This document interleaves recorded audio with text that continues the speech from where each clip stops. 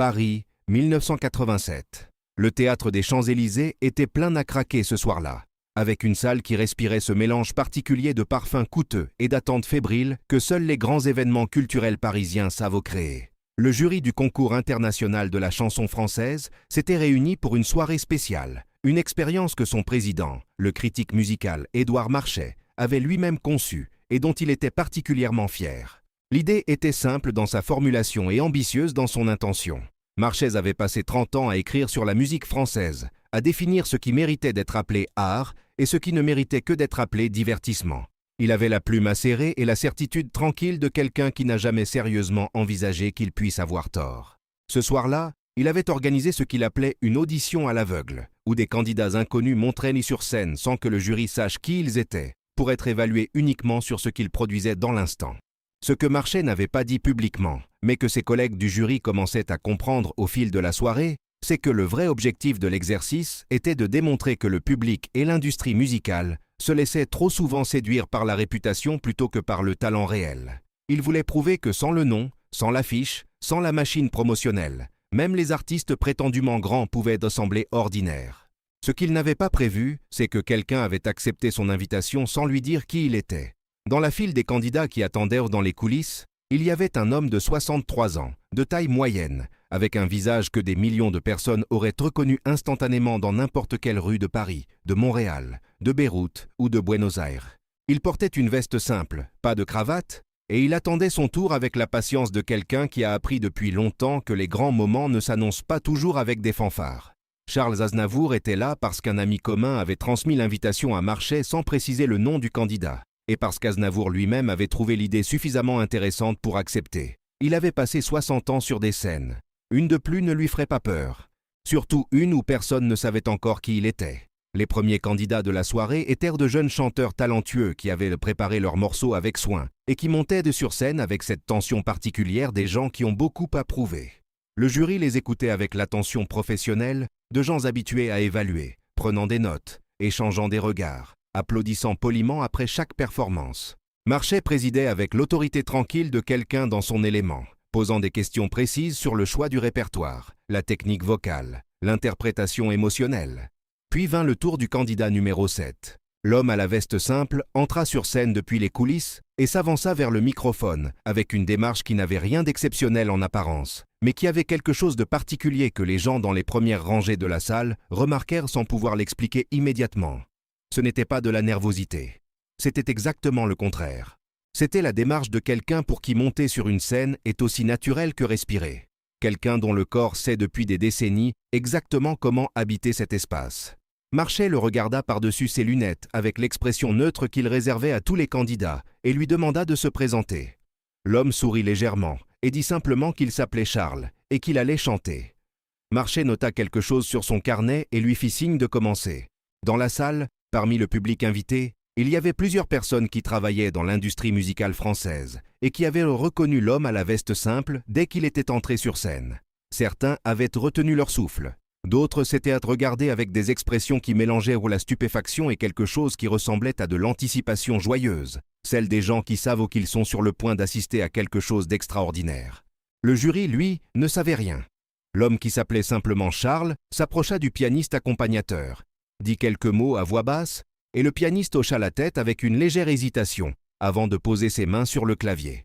Les premières notes s'élevèrent dans le théâtre et quelque chose changea immédiatement dans l'atmosphère de la salle, de façon imperceptible au début, comme un changement de pression avant un orage. Aznavour commença à chanter. Ce qui se passa dans les secondes suivantes fut difficile à décrire précisément, parce que cela touchait à quelque chose que les mots atteignent difficilement.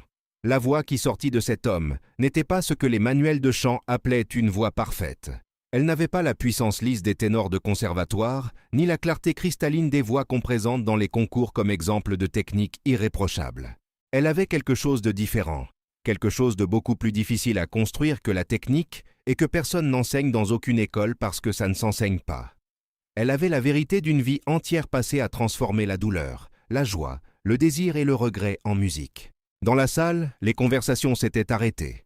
Les gens qui cherchaient leur programme, ceux qui regardaient discrètement leur montre, ceux qui chuchotaient des commentaires à leurs voisins, Tous étaient immobilisés avec cette qualité d'attention particulière que seuls les très grands artistes savent provoquer. Cette qualité d'attention qui fait que les gens retiennent leur respiration sans s'en rendre compte. Marchais avait cessé d'écrire dans son carnet. C'était un détail que ses collègues du jury remarquèrent parce qu'ils connaissaient Marchais depuis des années et qu'ils savaient qu'il prenait des notes en permanence pendant les auditions, que c'était sa façon de maintenir une distance professionnelle par rapport à ce qu'il écoutait. Le fait qu'il ait posé son stylo sans s'en apercevoir était en soi une information. La chanson qu'Aznavour avait choisie ce soir-là était une de ses compositions les plus intimes. Une chanson sur le passage du temps et sur ce qu'on laisse derrière soi, sur les visages qu'on n'oublie jamais et les mots qu'on aurait dû dire et qu'on n'a pas dit. C'était une chanson que des millions de personnes connaissaient par cœur, dans des dizaines de pays. Une chanson que des gens avaient chanter à des enterrements et à des mariages, et dans des cuisines à 3 heures du matin quand le monde semblait trop grand et trop silencieux. Mais le jury ne savait pas ça. Pour le jury, c'était simplement une chanson qu'un homme de 63 ans à la veste simple était en train d'interpréter sur une scène parisienne, un soir de 1987. Et pourtant, quelque chose dans cette chanson leur parlait d'une façon qu'ils n'avaient pas anticipée. La femme à la gauche de Marchais, Isabelle Renard, critique musicale au Monde depuis 20 ans, remarqua qu'elle avait les larmes aux yeux et s'en étonna elle-même parce qu'elle était connue dans le milieu pour sa capacité à maintenir une distance analytique, même face aux performances les plus émouvantes. Elle avait développé cette capacité au fil des années comme une armure professionnelle nécessaire. Et là, sans comprendre pourquoi, sans pouvoir s'en empêcher, elle sentait quelque chose se fissurer dans cette armure. L'homme à la droite de Marchais, Philippe Gauthier, directeur artistique d'un grand label, avait fermé les yeux. Ce n'était pas un geste de fatigue. C'était le geste de quelqu'un qui écoute avec tout son être, qui ne veut pas que le moindre élément visuel vienne diluer ce qu'il est en train de recevoir. Aznavour chanta pendant 4 minutes et demie. Quand il s'arrêta et que le piano se tut, il y eut un silence dans le théâtre qui dura plusieurs secondes avant que les applaudissements commencent. Ce silence n'était pas de l'indifférence. C'était le silence des gens qui ont besoin d'un moment avant de revenir à la réalité ordinaire du monde, qui ont besoin de traverser quelque chose avant de pouvoir lever les mains et frapper l'une contre l'autre. Quand les applaudissements vinrent, ils vinrent de partout à la fois, de la salle entière, avec une intensité qui contrastait avec les applaudissements polis qui avaient accompagné les candidats précédents. Des gens s'étaient levés dans les premières rangées, d'autres les suivirent, rangée après rangée, jusqu'à ce que le théâtre entier soit debout.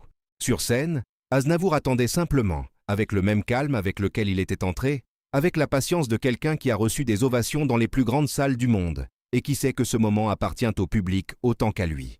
Marchais regardait la salle se lever, et quelque chose dans son visage avait changé d'une façon qu'il n'aurait pas pu contrôler, même s'il l'avait voulu. 30 ans de certitude commençaient à se fissurer en temps réel, et les gens autour de lui pouvaient le voir.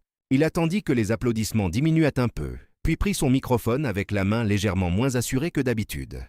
Il regarda l'homme à la veste simple qui l'observait depuis la scène avec une expression tranquille et dit, avec la voix de quelqu'un qui formule une question dont il commence à craindre la réponse, que la performance était remarquable et qu'il souhaitait en savoir plus sur le parcours du candidat. Dans la salle, ceux qui savaient échangèrent des regards. Aznavour inclina légèrement la tête et dit qu'il avait commencé à chanter il y avait environ 60 ans, qu'il avait débuté dans des cabarets parisiens où personne ne faisait attention à lui, qu'il avait été rejeté et critiqué pendant des années par des gens qui lui disaient que sa voix n'était pas assez belle, que sa présence n'était pas assez impressionnante, que sa façon de chanter ne correspondait pas aux standards de l'époque. Marchais l'écoutait avec une attention croissante, et quelque chose dans le visage de cet homme sur scène commençait à activer une reconnaissance confuse quelque part dans sa mémoire, une image floue qui refusait de se préciser. Ce fut Isabelle Renard qui dit le nom en premier. Elle le dit doucement, presque pour elle-même, mais le microphone devant elle le capta et le projeta dans toute la salle. Le nom traversa le théâtre comme une vague, et on pouvait le voir progresser rangée par rangée dans l'expression des gens, ceux qui savaient déjà confirmant ce que les autres venaient de comprendre. Marchais se figea. Il regarda l'homme sur scène avec les yeux de quelqu'un qui vient de réaliser quelque chose d'immense et de vertigineux. Il regarda la veste simple, le visage de 63 ans, les mains calmes posées de chaque côté du corps, et il commença à assembler les pièces avec la lenteur douloureuse de quelqu'un qui aurait préféré que ces pièces ne s'assemblent pas de cette façon particulière. Charles Aznavour, celui dont il avait écrit, 10 ans plus tôt dans un article resté célèbre dans les milieux culturels parisiens, que le succès populaire était une chose et la grandeur artistique une autre, et que les confondre était l'erreur fondamentale du public non éduqué. Charles Aznavour, dont il avait analysé l'œuvre avec la distance bienveillante qu'on accorde aux artistes populaires méritants mais pas essentiels. Charles Aznavour, qu'il venait d'écouter pendant 4 minutes et demie en oubliant complètement de prendre des notes et en ressentant des choses qu'il n'était pas habitué à ressentir dans un contexte professionnel. Le silence entre eux dura plusieurs secondes. Puis Marchais fit quelque chose que ses collègues ne lui avaient jamais vu faire en 30 ans de carrière critique. Il enleva ses lunettes, les posa sur la table devant lui et dit dans le microphone, d'une voix qui avait perdu toute sa certitude habituelle, que ce qui venait de se passer ce soir lui donnait à réfléchir sur des choses qu'il croyait avoir résolues depuis longtemps. Aznavour le regarda depuis la scène sans triomphe et sans condescendance, avec simplement la patience tranquille de quelqu'un qui a eu cette conversation avec l'époque entière et qui sait que ces moments de reconnaissance prennent le temps qu'ils prennent. Il dit alors quelque chose que la salle entendit dans un silence complet. Il dit que quand il avait commencé, il y avait 60 ans, les gens qui savaient lui disaient moi qu'il ne deviendrait rien parce que sa voix ne ressemblait pas à ce qu'une voix de chanteur était censée être. Il dit qu'il avait continué quand même, non pas pour prouver qu'ils avaient tort, mais parce qu'il avait quelque chose à dire et que la seule façon qu'il connaissait de le dire était de chanter. Il dit que la musique n'est pas un diplôme qu'on obtient et qu'on possède pour toujours. C'est une conversation qu'on a avec les gens qui écoutent. Et cette conversation ne ment jamais. Marchais l'écouta sans l'interrompre. Puis, dans un geste que personne dans ce théâtre n'oublierait, il se leva de sa chaise de membre du jury, contourna la table et marcha jusqu'au bord de la scène. Il leva les yeux vers Aznavour et dit, d'une voix claire que toute la salle put entendre, qu'il avait passé 30 ans à écrire sur la musique française et qu'il réalisait ce soir qu'il avait parfois confondu ses catégories avec la réalité, ses définitions avec la vérité. Aznavour descendit les quelques marches qui séparaient la scène du parterre, et les deux hommes se retrouvèrent au même niveau, face à face, pendant que le théâtre observait dans un silence total. Aznavour lui tendit la main. Marchais la prit. Le théâtre éclata alors en applaudissements une dernière fois, et cette fois ils ne s'arrêtèrent pas avant plusieurs minutes. Plus tard ce soir-là, quand la salle se fut vidée et que les techniciens commençaient à éteindre les lumières une par une, Marchais resta assis seul dans sa chaise, au milieu du théâtre vide. Il pensait à l'article qu'il avait écrit 10 ans plus tôt. Il pensait à la façon dont il avait posé son stylo sans s'en apercevoir. Il pensait à ces 4 minutes et demie pendant lesquelles quelque chose en lui avait été touché, d'une façon qu'aucune de ces catégories ne permettait d'expliquer complètement.